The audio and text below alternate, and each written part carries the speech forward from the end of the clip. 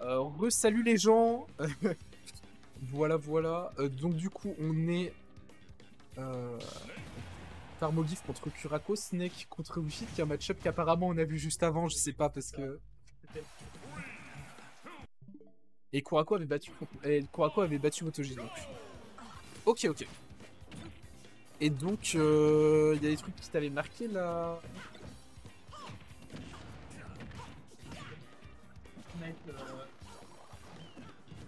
Ok.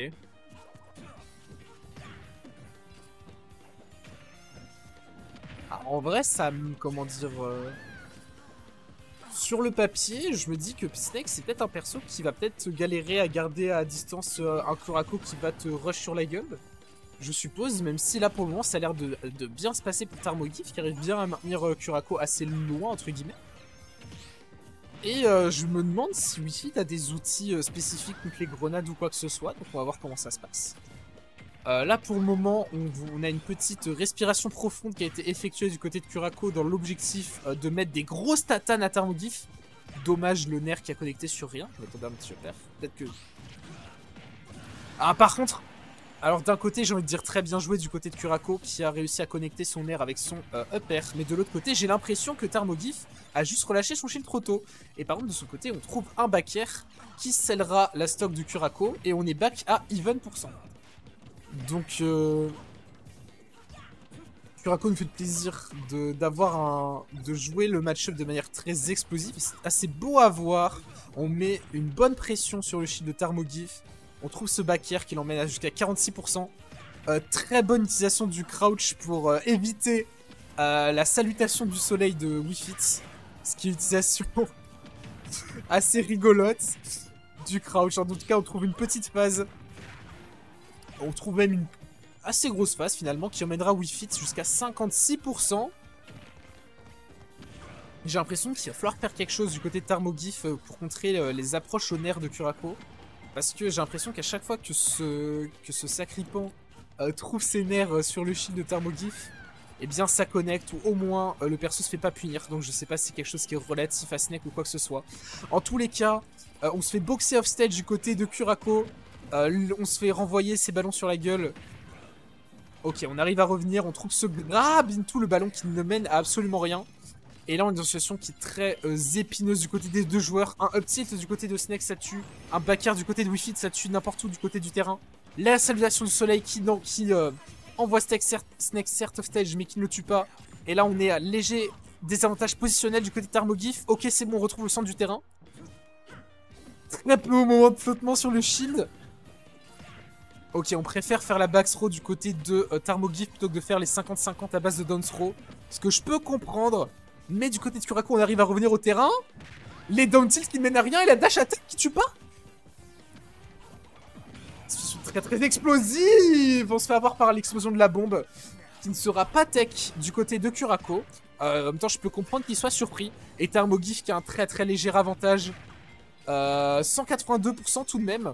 Donc ça peut partir à n'importe quel moment. Mais on va essayer de creuser petit à petit l'avantage du côté de Tarmogif, je ne sais pas, bref. Et là pour le moment ça a l'air de bien se passer. La Wii-Fit qui est déjà à 22%. Et le truc qui est bien, quand on monte une Wii-Fit, ça... Ok, on meurt. Mais le truc qui est bien quand on a l'avantage de pourcent avec Snake, c'est que maintenant les trades à la grenade sont à 100% à notre avantage. Et donc plus on creuse l'écart avec ce perso, mieux ce sera. Par contre j'ai l'impression qu'on s'est pris une petite, enfin pas douille, mais une petite explosion de damage output avec le ballon du côté de Snake. Qui s'est mangé 57% d'un coup. On arrive tout de même à maintenir un certain avantage en termes de pourcent, ce qui va être très très bien pour Tarmogif pour la fin de la partie. On galère à revenir du terrain. Du côté de Kurako, le F-Smash qui mènera à rien. On tente désespérément de taper. Par contre, j'aime beaucoup l'utilisation des bombes pour empêcher à Kurako de tempo offstage avec son ballon. Là, on a une situation très complexe. On est... Ok. Très très bien vu le C4. Très très bien vu le grab C4 qui scellera la première game. C'est le C4, non? En fait, ah tu l'as pas déclenché toi-même? Non, il a explosé. Ah aïe aïe. En fait, Tarmogif. Attends, j'ai une question, c'est Tarmogif ou Tarmogif? Tarmogaif. Goif. Ok, Tarmogoif. C'est bon. Ouais, Tarmo, c'est plus simple. En gros, le coup du grab C4 était encore plus 3000 IQ parce que Ouais, c'était calculé parce que c'est... j'ai du mal à y croire. La manière dont les joueurs ont réacté à la fin de la partie. Ok. Donc match très très explosif qui s'est un peu scellé malheureusement sur la dernière stock qui a été un peu mieux amené du côté de Tarmo plutôt que de Cura. Donc là on va voir comment ça se passe. Pour le moment ça se boxe bien. On est à peu près à even %, autour des 70 et 80%. Les trades se font du côté des Snakes et les nerfs se font du côté de Wii Fit. On trouve ce petit timing pour trouver la respiration profonde. Ok. Belle down throw du côté de Tarmo, mais qui ne mènera à rien. On a très très bien read la situation du côté de Curako et on s'est pas fait avoir. Et là on est évidemment dans les pourcentages qui font peur quand on joue Wii Fit et qu'on n'a pas la respiration profonde. Parce qu'un up tilt ça tue. Et encore une fois, très léger avantage à Tarmo. Mais on a vu la game d'avant qu'avec un tout petit avantage, il est capable de gratter. Et de consolider son avantage pour une victoire qui n'en est que plus belle à la fin. Ok, on trouve tout de même ce F-tilt là, qui tue avec sa hitbox douteuse, on va dire ça comme ça.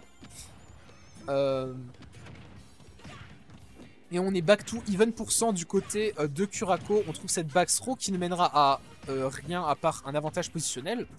Qui lui par contre mettra beaucoup plus de % à Tarmo. Déjà 73% du côté de celui-ci.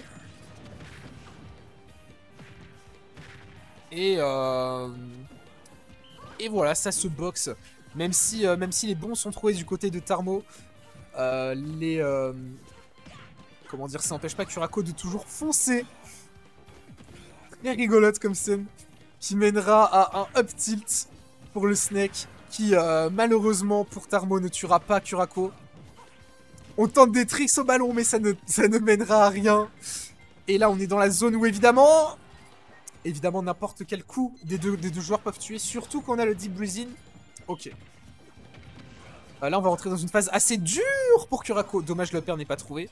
Parce qu'on est plus sous deep breathing. Donc là, le F-tilt ne tue pas, un back air ne tue probablement pas, même au milieu du stage. Et j'ai rien dit, en fait, on a instantanément retrouvé sa respiration profonde. Et là, est-ce qu'on va essayer de profiter de l'avantage positionnel du côté de Curako, notamment avec ses ballons. Avec ses ballons, oui. Dommage, là, entre guillemets, lecture de... J'ai rien dit. Très bonne lecture de Tarmo. Qui a couvert la relevée de Curako avec un back air, pardonnez-moi. Et encore une fois, aussi surprenant que ça puisse paraître, je trouve ça assez bizarre, surtout venant de Curako qui fonce sur l'adversaire et qui a l'habitude de trouver des kills super early. Mais c'est que j'ai l'impression que Tarmo, il meurt en moyenne aux alentours de 160%, ce qui est pas normal quand t'affrontes Curako. Et finalement, ça montre que finalement le jeu, comment dire, le jeu défensif de Tarmo et de Snake fonctionne très bien contre Cura, car il n'arrive pas à trouver ses kills. Bah là, il a spiké le spiker. Il a spiké le spiker aussi, ouais, effectivement. Il se fait voler la spéciale. Ouais. La spéciale Cura. Dommage. Tu veux regarder le chat si tu peux, ou attention, je le fais sur Vital avant. C'est plus ça. Batterie fin. Ok.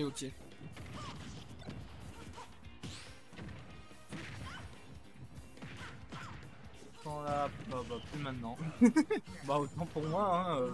Avec oui, Cura. Sous deep breathing. Hein. Super. C'est la respiration profonde. Ah, on tente les spikes, mais ça ne fonctionnera pas. Voilà, je pense qu'il vaut mieux chercher peut-être un coup tout simple. Je crois que c'est la première fois que je vois un set où l'adversaire a plus de spikes à son actif que Curako. Surtout qu'en plus on trouve ce up air. Tac, voilà, parfait.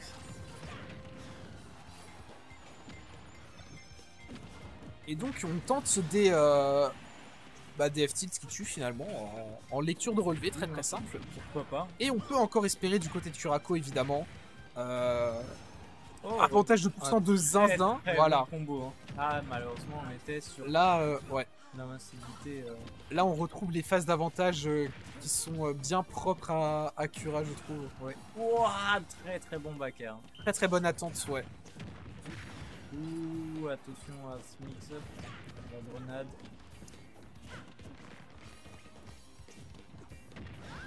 Ok, on trouve pas ce F-tilt, on se fait punir par un petit down tilt. Là, on est vraiment dans une phase où les joueurs s'observent. Pendant que je dis ça, Curako fait des grosses dash attaques sur le shield de Snake. Mais tout va bien. Légèrement risqué, quoi. Non, mais t'inquiète, les joueurs s'observent parce qu'ils ont peur de mourir. Impulse, ça fait des grosses dash attaques sur le shield. Ouais. Non, Ah, ça très fait très mal. bonne DI. Alors après, Toujours le kill à la balle. la pente c'est terrifiant. On a Wi-Fi top. Ouais, Bah oui, là. on est. Il voulait esquiver le salut de Sun. Évidemment qu'il en a profité, Kurako. Hein. Ouais. Oh c'est trop drôle le projectile Ok. qui a rebondi sur le shield de Snake. Bon. Impulse se fait up. Ouais.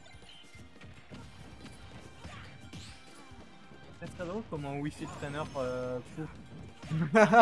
genre Par contre, il va falloir faire attention du côté de Curako parce qu'on avait une avance que je pouvais qualifier de relativement confortable, mais qui est petit à petit en train de se faire grignoter par Tarmo.